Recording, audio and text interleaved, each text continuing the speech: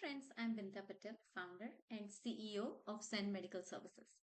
Today, I want to give you a quick update on Blue Cross Blue Shield of Massachusetts. BCBS MA has issued a recent guidance that starting October 1, 2025, the appeal filing limit of claims as well as claim correction limit has been moved from 1 year to 180 days. That's right, it's just 6 months. The time to fix the claims, appeals the claims, send corrected claims has been reduced into half.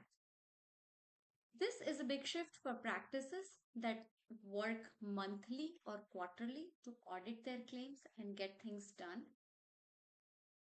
You have a very short window to fix these claims now. Here at Zen, we help practices work on the denials on a daily basis.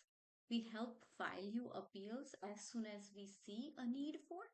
And on top of it, we also push our providers to get the claims out of the system in a timely fashion.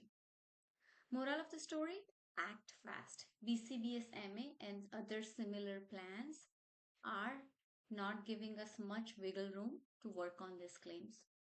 So if your current process might miss this new window, let's talk.